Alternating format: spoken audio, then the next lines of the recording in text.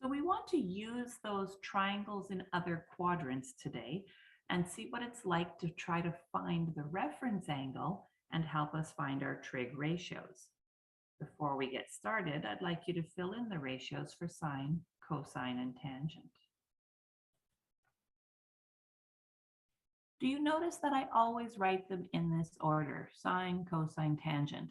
It helps me remember, it makes it less work for my brain. You should do the same thing.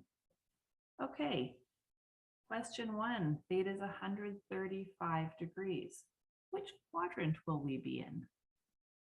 Yeah, 135 degrees is in quadrant 2.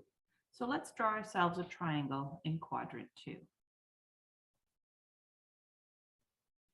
So we have our 135 degree, we have our triangle in quadrant 2. We know that theta is 135 degrees. Remember that theta always starts on the positive x-axis. It's a positive angle, so we're going in a counterclockwise direction and stopping on the terminal side, stopping at the hypotenuse. This is theta outside of our triangle. We need to find the reference angle. Now, if you remember, the last thing we said in the last video lesson was that you always find the reference angle between the hypotenuse and the x-axis. So our reference angle is this angle here. We know if we went all the way to the negative x-axis, we would reach 180 degrees.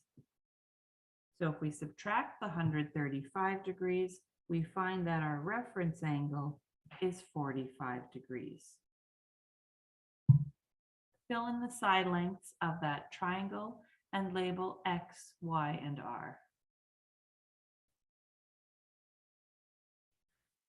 So you remember for 45 degrees that the horizontal and vertical sides are both 1 and the hypotenuse or the radius is √2. But we're in quadrant 2. That means that X has to be -1. R is +1, Y is +1, and R is √2. Now that we know X, Y, and R, we can of course find sine, cosine, and tangent. I want you to remember that. If you know X, Y, and R, you can always find the ratios. So sine is Y over R, 1 over √2, which by now I'm hoping you've memorized can be rationalized to √2 over 2. Cosine is X over R, negative √2 over 2. And tangent, Y over X, or -1.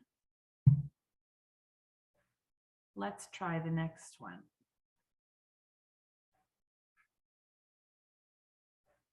330 degrees. Which quadrant are we in? Quadrant 4. All right, draw yourselves a triangle in quadrant 4. So we have our triangle now in quadrant 4. Remember that when we're measuring theta, we're starting on the positive x-axis. It's a positive angle, so we're going in a counterclockwise direction, 330 degrees. Can you see the reference angle? Again, the reference angle is between the hypotenuse and the x-axis. 330 plus 30 degrees will complete the circle and make 360 degrees. I hope you remembered to put your your 90 degrees on the x-axis. Fill in the rest of this triangle, all of the side lengths. You should remember that the hypotenuse is always 2 and opposite 30 degrees is 1. That leaves √3. We are in quadrant 4 where Y is negative. So X is √3, Y is -1, and R is 2. Now we can find the sine of 330 degrees using our reference angle, and the triangle in quadrant 4. Fill in those ratios for sine, cosine, and tangent. Sine y over r, cosine x over r, and tangent y over x can, of course, be rationalized. Negative root 3 all over 3.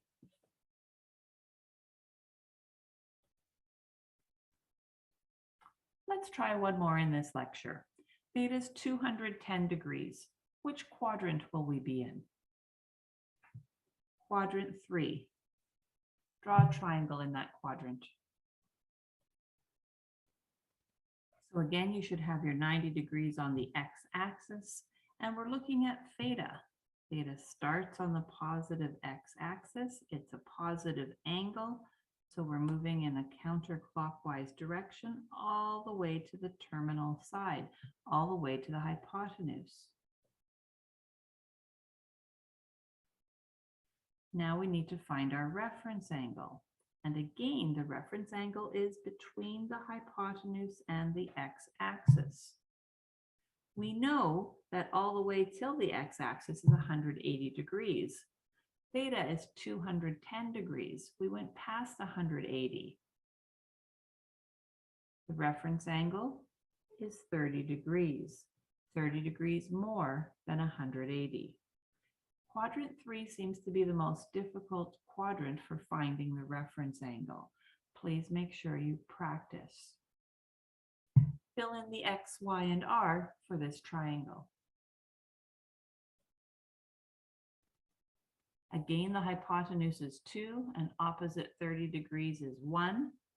Because we are in quadrant 3, x and y are both negative.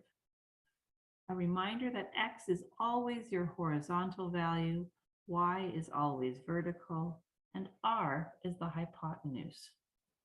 Find sine, cosine, and tangent of 210 degrees. So you should have found these values for sine, cosine, and tangent. This was probably a little bit tricky for those of you who haven't done it before. I would suggest watching this lesson again before moving on to the next one.